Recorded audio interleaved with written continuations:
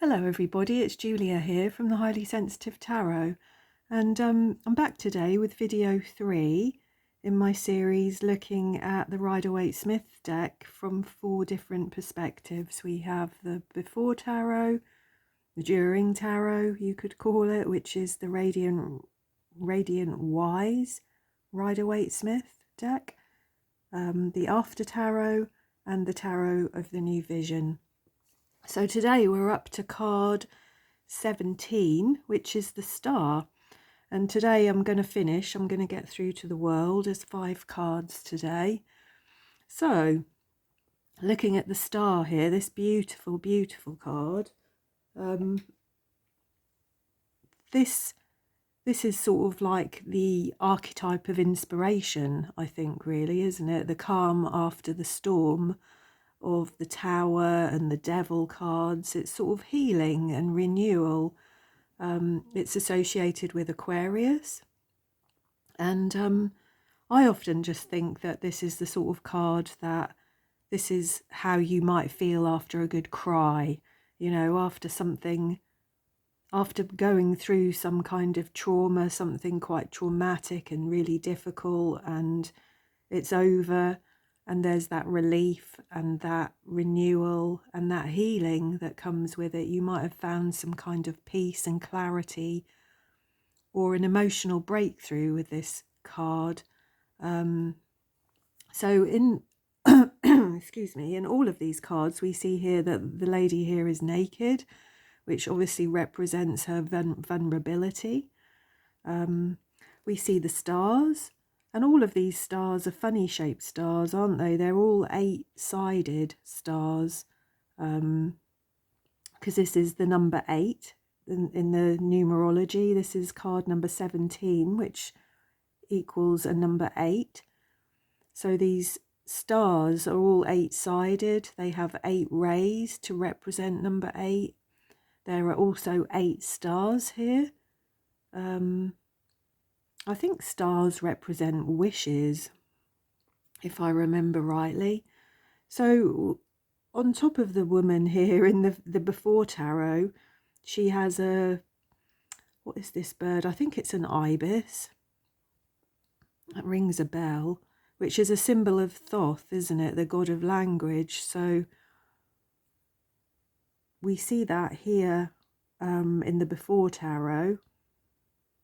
We see the bird on the tree in the normal card there, and we see the bird flying away in the after tarot, and I don't think we see it in the tarot of the new vision, no. So in the before card as well, we see that the landscape here that she's standing on is really lush and green and filled with flowers, and she's standing just with one foot just in this pool here, and she's holding the 2 jugs of water. And then we see that she's tipping some of that water onto the land in this card here. And in the after tarot, we see her kind of fully submerged in this pool, and she's actually pouring the water, which might represent emotions, over herself, and she's pouring them onto the land. And the land looks a little bit more arid in this picture. I don't know whether that was by design or not. There's not as many flowers or grass, or I don't know, maybe it's just the artwork of this card, I'm not sure, but we can see that she's pouring the water onto the land, which will obviously help it to grow and become more fertile. So yeah, I think that's about it. In the Tarot of the New Vision, I'm not really sure what's going on. We've got the opposite side of this picture, obviously, and here we can see that she has a stake in the ground that is on fire. We can see that it's more clearly nighttime, I think, in this picture. But I think what really is confusing me is, who is the man? Who is the man walking past with a sack on his back, and why is he ignoring the woman here? seems very unlikely that any man would walk past a naked lady, doesn't it? But I don't really understand the symbology of that. And as I've said before, I would really like to have the book of the new vision, because I don't understand much of the symbology that's going on in this deck here. It's quite easy to see the story unfolding through the before, during and after tarot, but the tarot of the new vision often has people or creatures in it that are completely new. And I think without the book to tell you what was meant by these figures and these people and creatures, it might be quite hard to work it out. So yeah. Anyway, that's the Star. Beautiful card. And the next card we have, obviously, is the Moon. If I can get these tidy. I do like things to be neat. So, have I got that all in? Yes, I have. Okay, so the Moon, card number 18. So this is associated with Pisces. In the before tarot here, we can see the moon kind of beaming down these sort of rays of something here or other, and it's drawing this crayfish from the pool.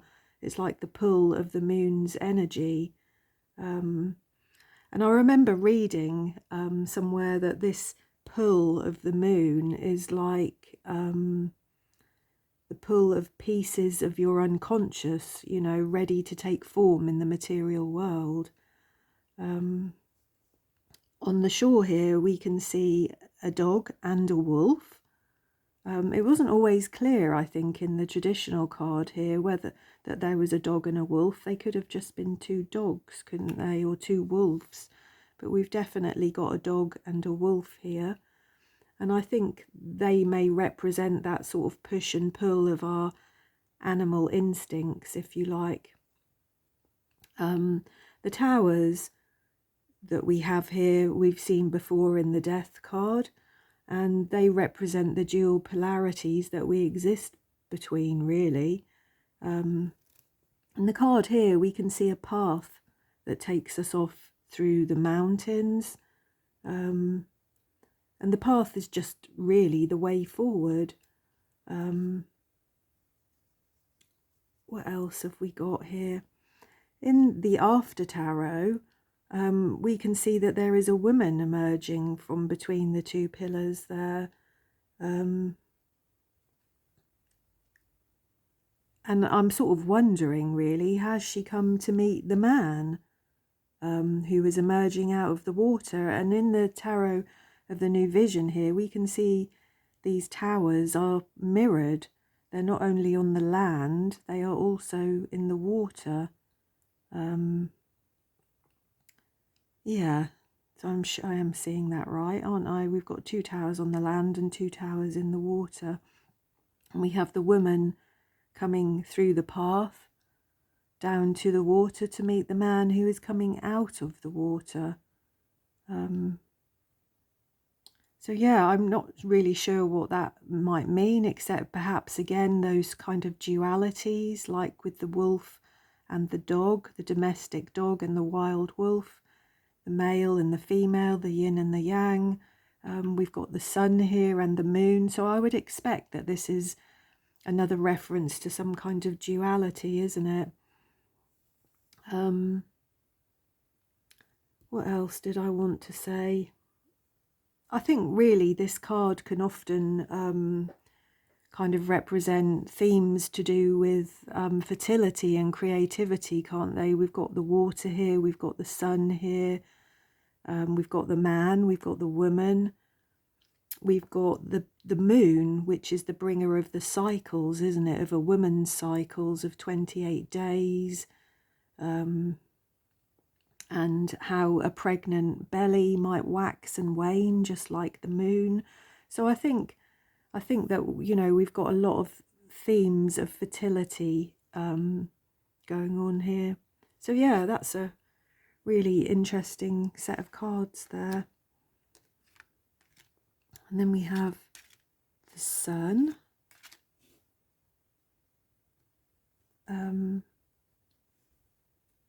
which is card number 19. Have I got that aligned properly? I have, haven't I? Oh dear. It's so hard to fit 4 cards in the picture. So the Sun, this is the Fool reborn, isn't it? We can see that because he's got the red feather in his cap, this little boy here. So it's the Fool reborn, and he represents this sort of rebirth and resurrection. I know that the wall behind him here represents that sort of barrier that has been crossed. The sunflowers would represent all the richness and beauty of a hot summer's day in August, because this is obviously associated with Leo. And it's like the sun has directed all its warmth and energy into the cards, making the sunflowers stand up, because if we look in the before tarot here, we can see that the sunflowers are wilting. The banner here is just hanging downwards. It doesn't have any motion or any movement to it. And then we see in the next card, the child is actually on the horse. The energy has been given. The sunflowers have become alive. Yeah, let's have a little read from the book for this. See if I can get any further insights from this. I didn't write down the page number, did I? Let's have a look. The Sun. Here we are. So for the after tarot, it says here, underneath a bright yellow sun, 2 beaming naked toddlers play tug of war with a red banner on a staff. They're chubby, with masses of golden curls. The child on the right is wearing a crown of sunflowers plucked from the field behind him, along with a bouncing red feather. And the sun above them has a face just like a child's drawing.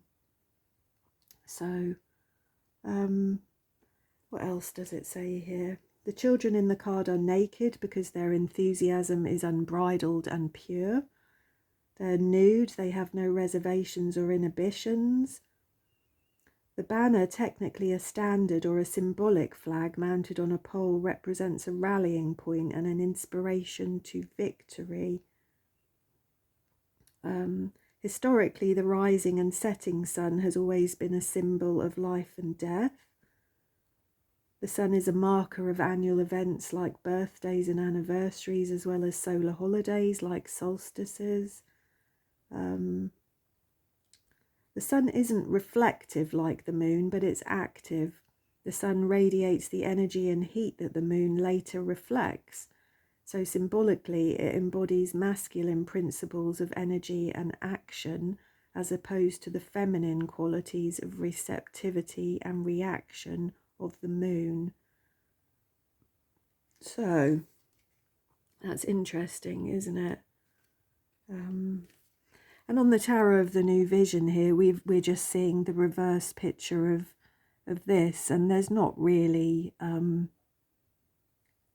any huge differences here, I don't think, particularly to show you or talk about. So, Judgment. This can sometimes feel like quite a difficult card to interpret, can't it?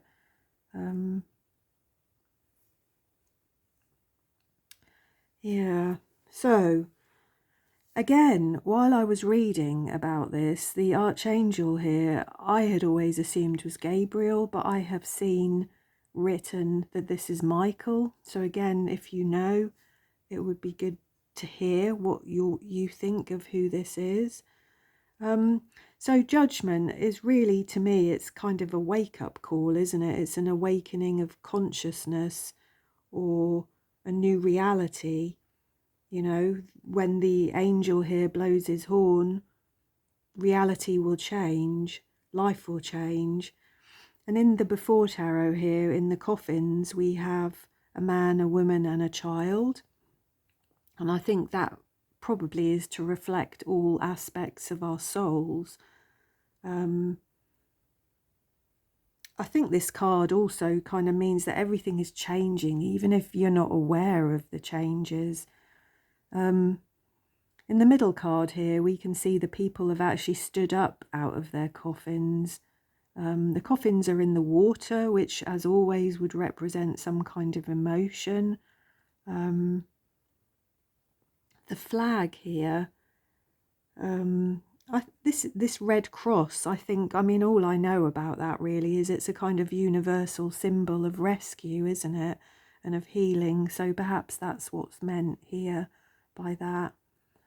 In the after tarot, we see the souls of these people ascending out of the coffins, and we see all that's left really is just their physical shell, their skeleton, but the actual souls, the spirits of these people are ascending. It's kind of, I suppose, like a rapture, isn't it? With the worthy being rewarded with eternal life, and they get to leave their human bodies behind.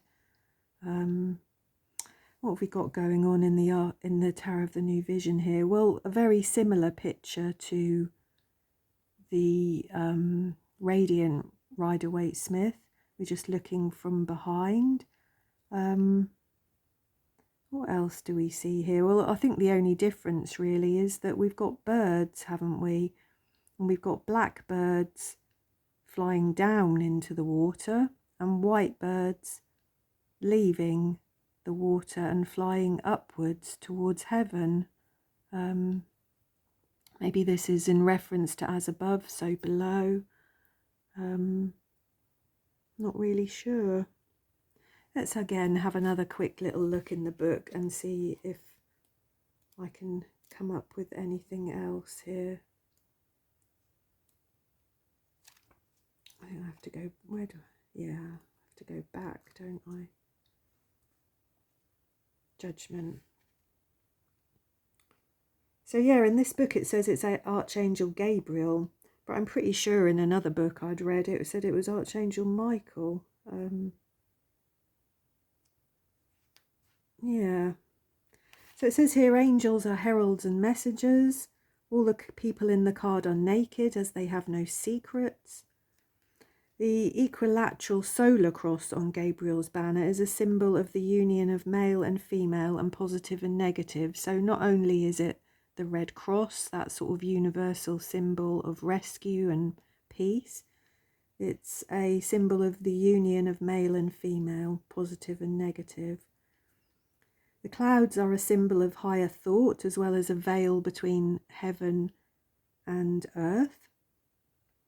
The angel's wings symbolize that protection, that earthly protection from the elements. And astrologically, judgment is associated with Pluto, of course, which is the planet of death, resurrection and change. And Pluto also rules Scorpio, doesn't it? Which is that watery sign, that mysterious watery sign, I guess, associated with secrets and death and sexuality, that kind of thing, really rebirth. So there we go, that's Judgment. And then lastly, we have the World.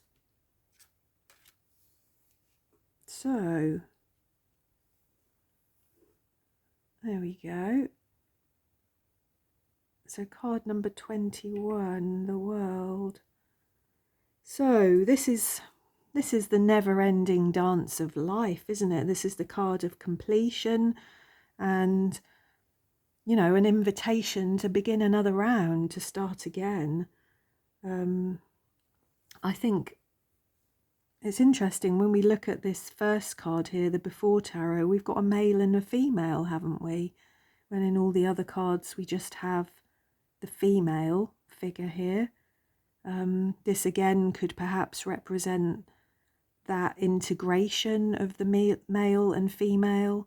I know that this wreath here is often said to represent the birth canal through which we must all pass.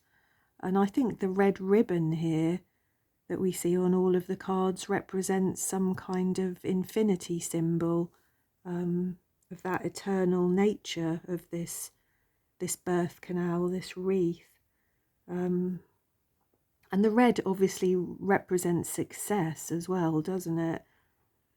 I think wreaths can represent new life, death, new beginnings. You know, we hang wreaths on the door at Christmas. We give wreaths when people have died and are being buried.